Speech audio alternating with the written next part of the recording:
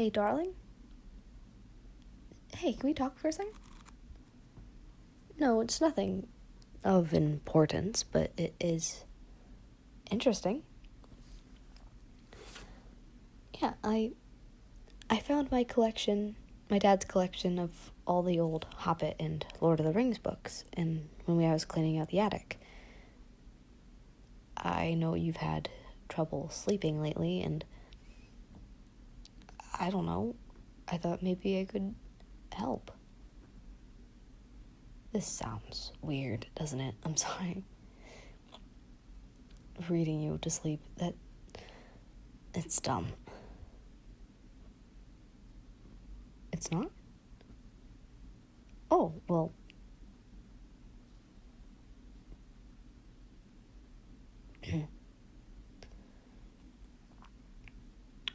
Well, yeah, I guess. I do want to help you. Yeah, okay. How about I go make us some tea, and we can get all settled for bed. Cool. See you then, love. Okay. I have my blueberry, as I like it, and you have yours. I did get the right amount of sugar in there, right? Awesome. I don't know if you've ever read The Hobbit. You've never told me. But I used to read it all the time as a kid. It was my favorite book for a long time. This is a really old copy. A lot of the pages are worn, and it still has all those maps. I miss when books had maps. Anyway, hopefully I don't need to break out my glasses. It's only about as big as my hand. The text is so tiny. I am not old. I am 2 years older than you. That is not incredibly old. Okay. Just settle in, and we'll get this show on the road.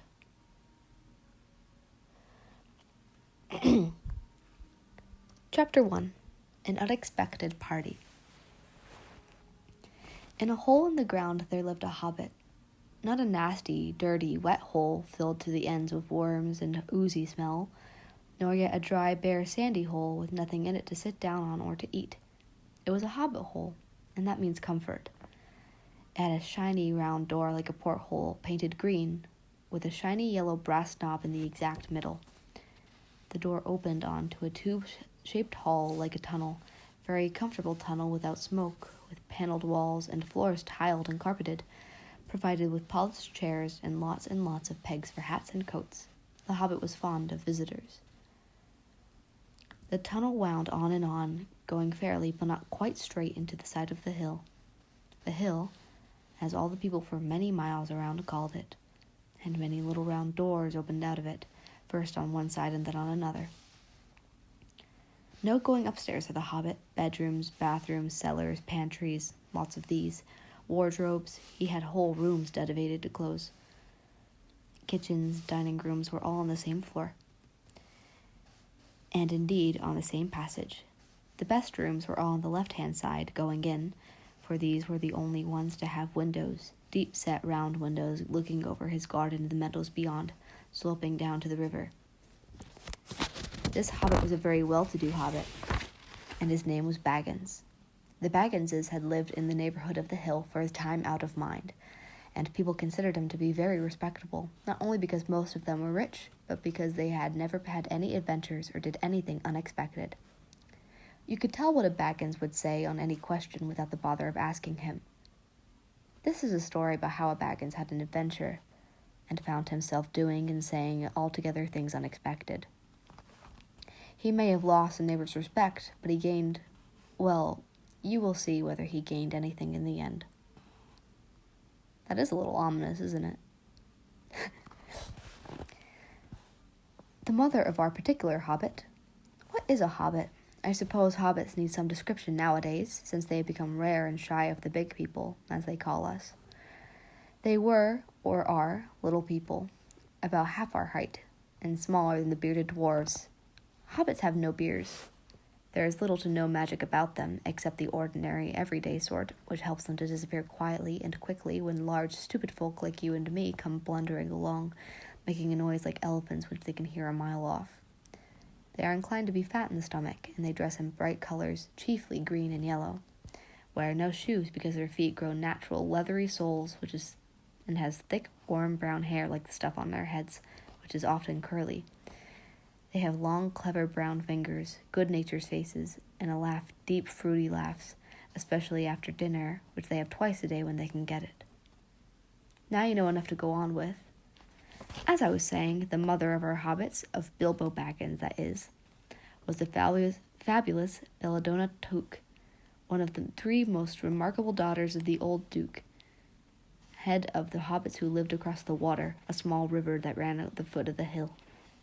It was often said in other families that long ago one of the Took, it's 2 O's, I don't know.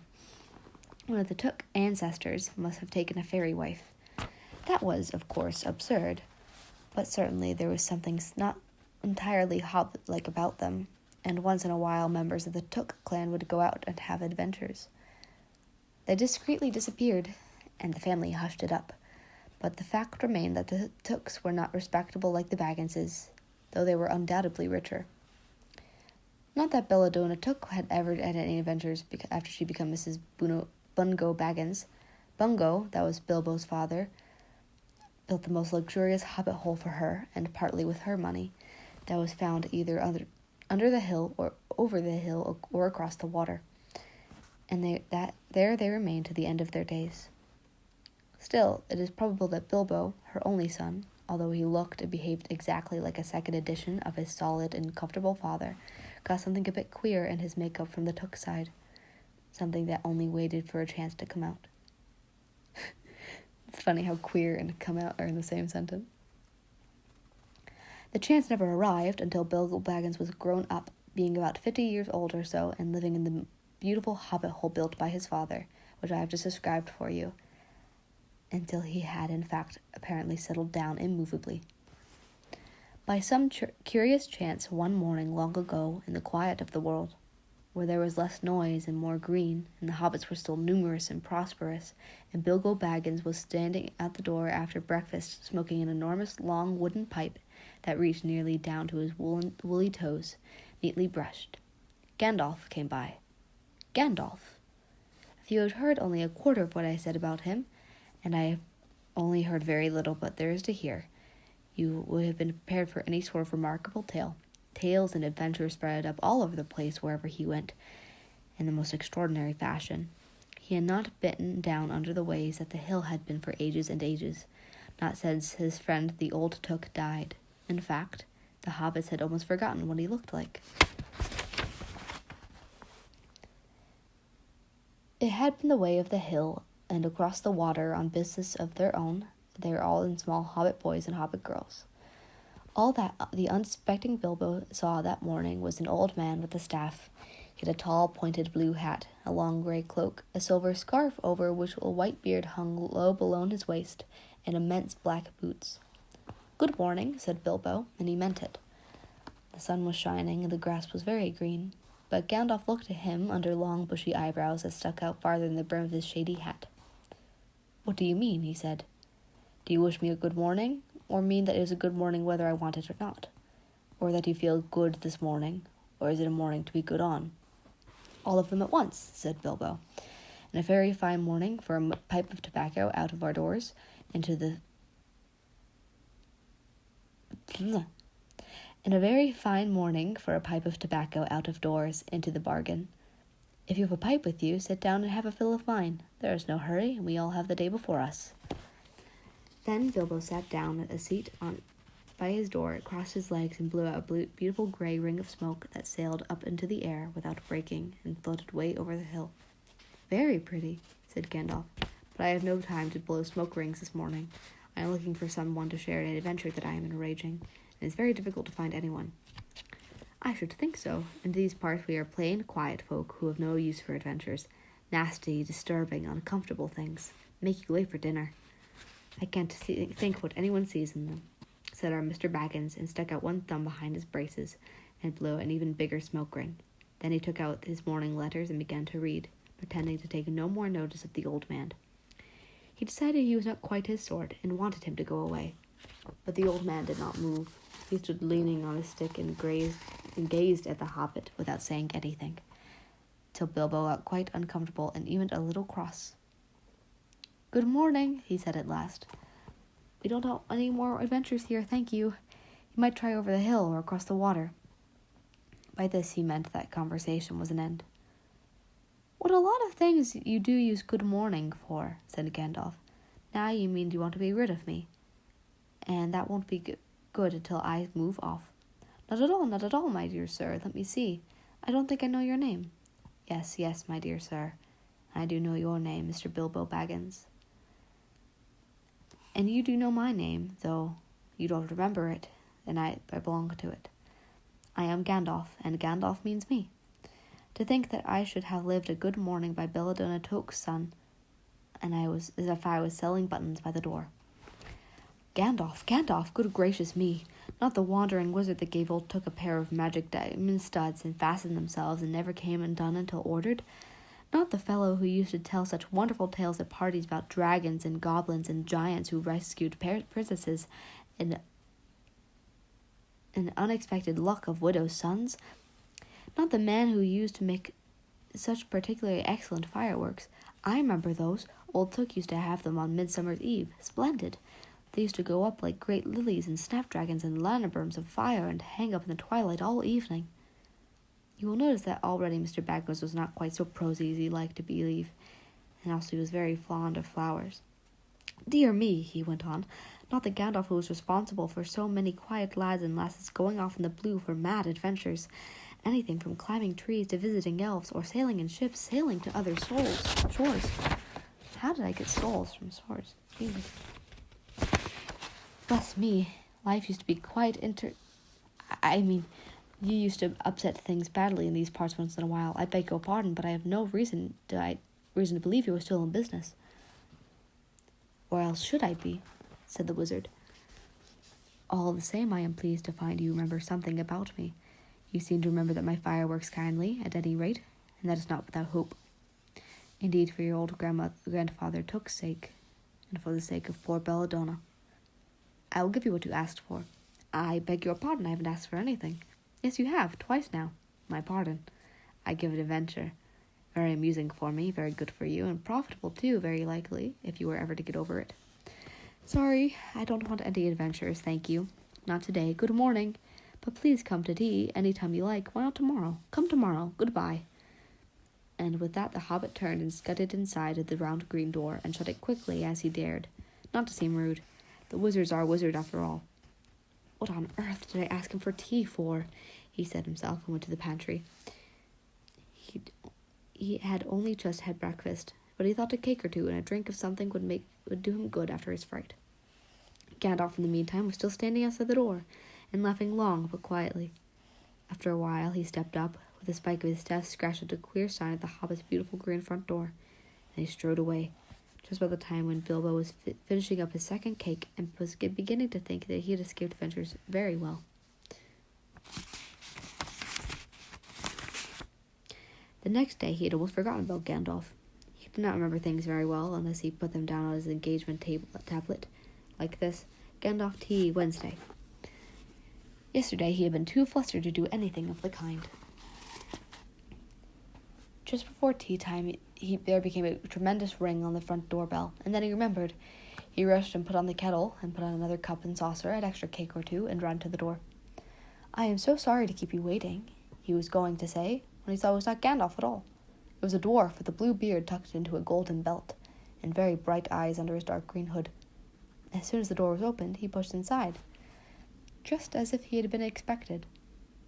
He hung his hooded cloak at the nearest peg, and Roland at your service, he said with a low bow.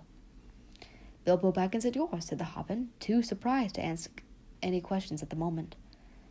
When the silence that followed had become uncomfortable, he asked, I am just about to make tea. Pray come and have some with me. A little stiff, perhaps, but he meant it kindly. And what would you do if an uninvited dwarf came and hung up his things in your hall without a word of explanations? They had not been at table long. In fact, they had hardly reached the third cake when there became another louder ring at the bell. "Excuse me," said the Hobbit, and went off to the door. "So you have got here at last," was what he was going to say to Gandalf this time, but it was not Gandalf. Instead, it was a very old-looking dwarf who stepped inside with a white beard and scarlet hood. He, too, hopped inside as soon as the door was open, just as they'd been invited. "I see they've begun to arrive already," he said when he caught sight of Drawlin's green hood hanging up. He hung his bright red one next to it.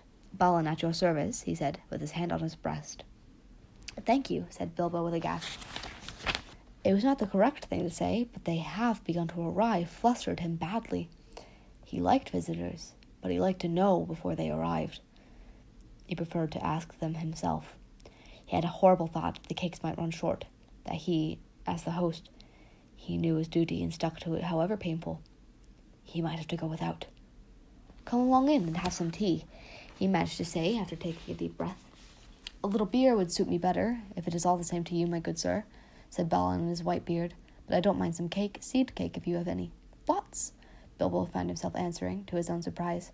He found himself scuttling off, too, to the cellar to fill a pint beer mug, and to the pantry to fetch 2 beautiful round seed cakes which he had baked that afternoon after his after-supper morsel. When he got back, Balin and Dwarlin were talking at the table like old friends. As a matter of fact, they were brothers. Bilbo plumped down the beer and a cake in front of him, when aloud came a ring at the bell again, and then another ring. Gandalf for certain this time, he thought as he puffed along the passage, but it was not. It was 2 more dwarves, both with blue hoods and silver belts, and yellow beards. Each of them carried a bag of tools and a spade. In they hopped, and as soon as the door began to open, Bilbo was hardly any surprised at all. "What can I do for you, my dwarves?" he said.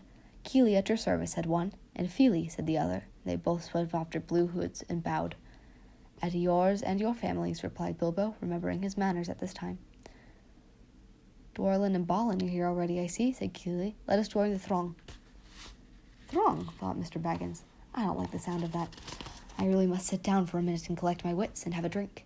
He'd only just had a sip in the corner while the 4 dwarves sat around the table and talked about mines and golds and troubles with the goblins and the deprecations of dragons, and lots of other things which he did not understand.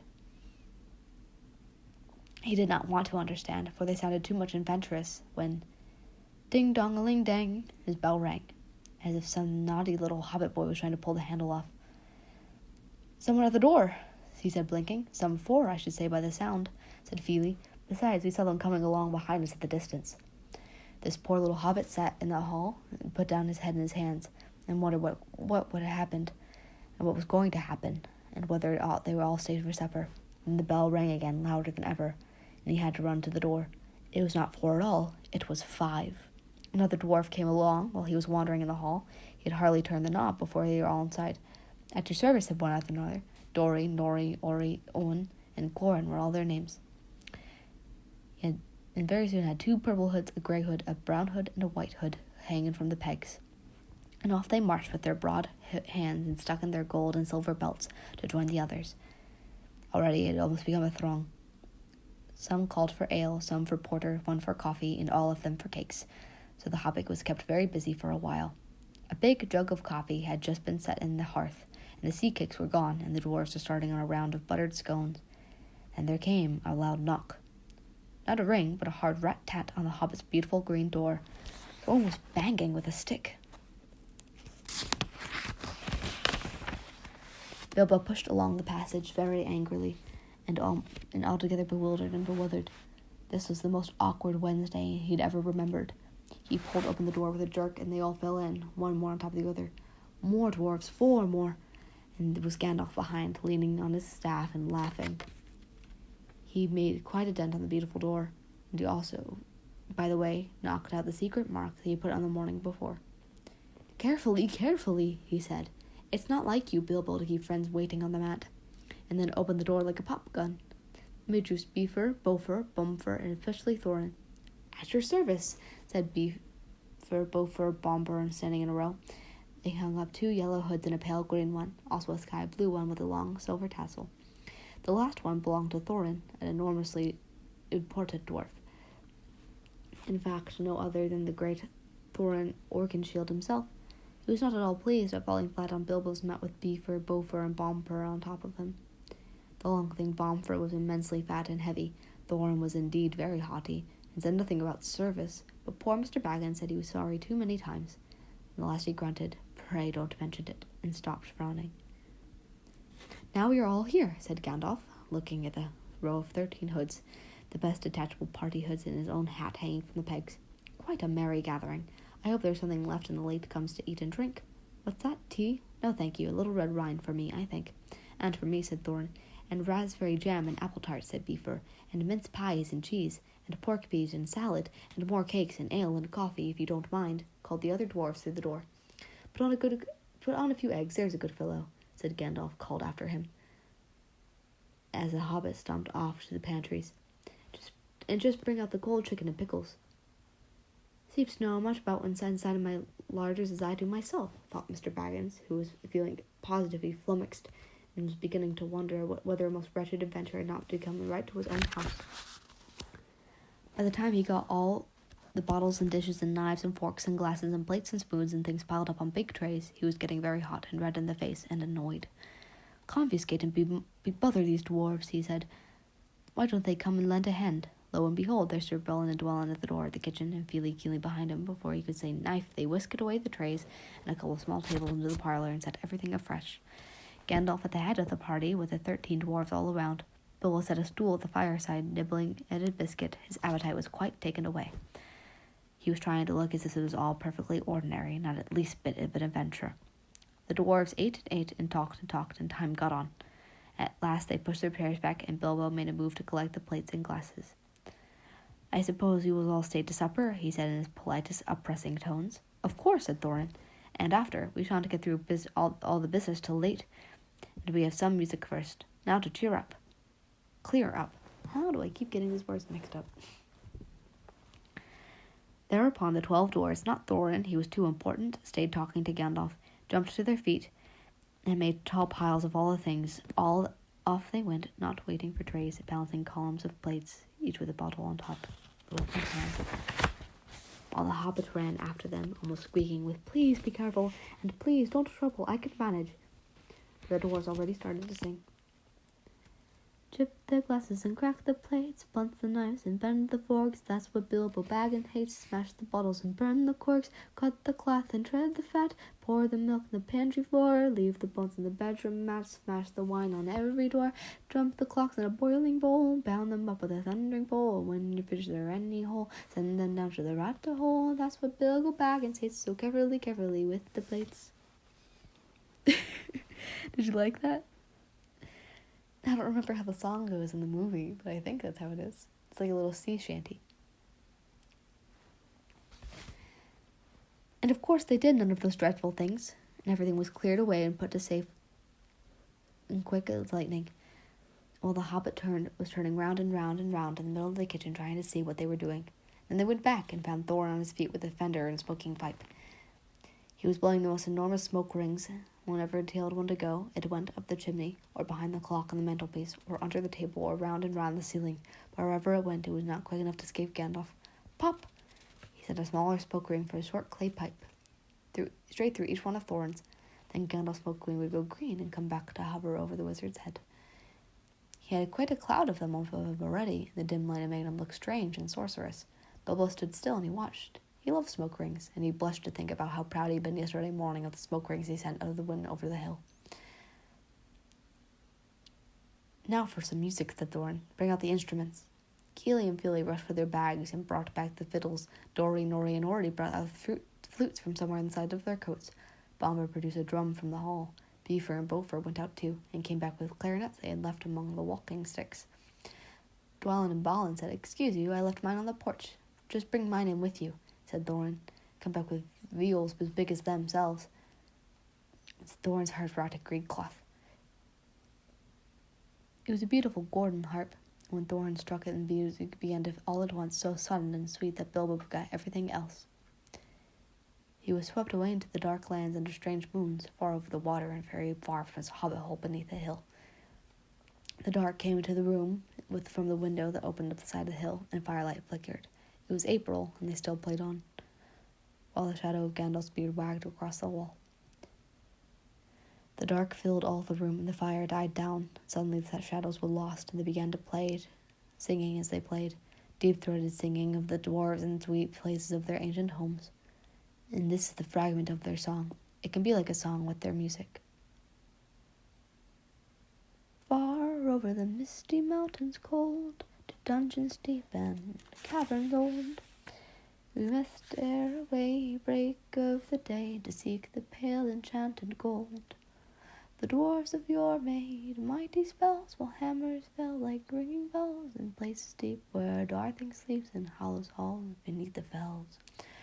For ancient kings and elvish lore, there's many gleaming golden hoard they shaped and wrought, and light they came to hide in gleams of a hilt of sword. On silver necklaces they strung, the flowering stars on crowns they hung, the dragonflower in twisted wire they meshed the light of moon and sun. Far over the misty mountains cold, to dungeon deeps and caverns hold, we must away ere break of day to claim our long-forgotten gold. Goblets they carved there for themselves, and harps of gold where no man delves. There lay a long and many a song was sung unheard by men or elves. The pines were roaring on the height, the winds were mourning through the night. The fire was red, its flaming spread, trees like torches blaze at night. The bells were ringing up the dale, and men look up with paces fail. And the dragon's ire flares more than fire, lay down their towers and houses frail. Far over the misty mountains grim, to dungeons deep and caverns dim, we must away ere break of day to win our hearts and gold from him. As they sang, the hobbit fell in love with the beautiful things made by hands and cunning, and by magic moving around him. A fierce and jealous love, the desire that worked the hearts of dwarves. Then something that tookish woke inside of him, and he wished to go and see the great mountains, hear the pine trees and waterfalls, explore the caves, and wear a sword instead of a walking stick. He looked out the window, and the stars were a dark sky above the trees. He thought of the jewels of the dwarves shining in dark caverns. Suddenly in the wood beyond the water, a flame leapt up, probably somebody lighting a wood fire. He thought of plundering dragons and settling on his quiet hill and kindling to all its flames. He shuddered, and very quickly he was playing Mr. Baggins at Bag End up Underhill again. He got up trembling. He had less than half a mind to fetch the lamp, and more than half a mind to pretend to, and go and hide behind the beer bellers in the cellar, and not to come out again until all the dwarfs had gone away. Suddenly he had found the music and singing had stopped, and they were all looking with eyes shining in the dark. "Where were you going?" said Thorin, in a tone that seemed to show he was both halves of the hobbit's mind. "What about a little light?" said Bilbo apologetically. "We like the dark," said the dwarves. "Dark for dark business. There are many hours before dawn." "Of course," said Bilbo, and sat down in a hurry. He missed a stool and sat in the fender, knocking over the poker and shovel with ash. "Hush," said Gandalf. "Let Thorin speak." And this is how Thorin began. "Gandalf, dwarves, and Mr. Baggins, we are not together in the house of our friend and fellow conspirator, the most excellent and audacious hobbit. May the hair on his toes never fall out. All praise to his wine and ale." He paused for breath and a polite remark from the hobbit, but the compliments were quite lost to poor Bilbo Baggins, who was wagging his mouth in protest about calling audacious, and worst of all, fellow conspirator, though no noise fell out. He was too flummoxed. So Thorin went on. "We're met to discuss our plans, our ways, our means, policy, and devices. We shall soon, before the break of day, start on our long journey, a journey from which some sort of us, perhaps all of us, except our friend and counselor, the ingenious wizard Gandalf, may never return. In a solemn moment, our object, I take it, is well known to all of us, to the estimable Mr. Baggins, and perhaps to two of our youngest dwarves. I think I should be the right name in Keely and Feely, for instance. In the exact situation, this moment may require a little brief explanation." This was Thorin's style. He was an important dwarf.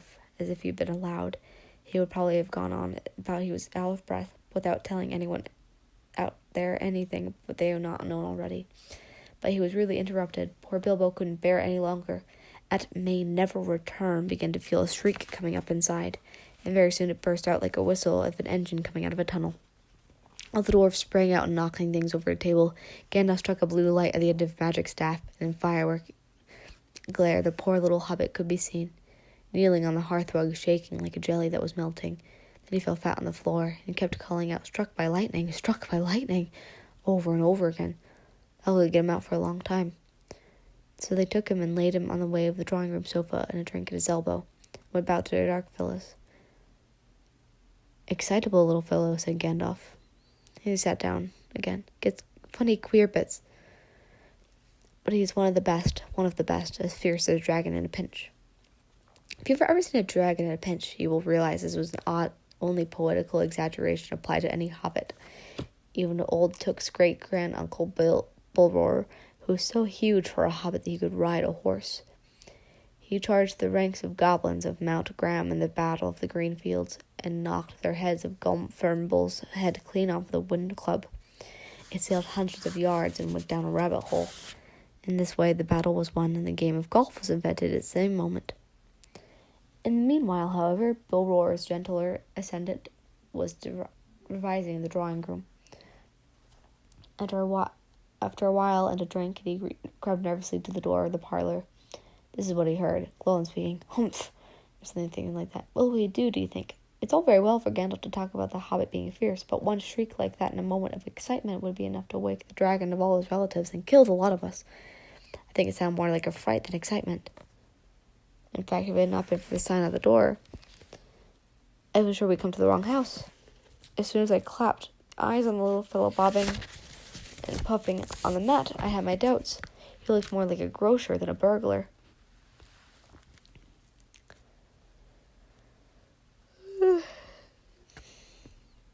I think I'm going to stop there. What do you think? Oh. I did not expect you to be asleep already. Well, it's good I can't even speak when I'm not reading. It's good to know I can help you sleep, darling. Hopefully you stay asleep. Good night.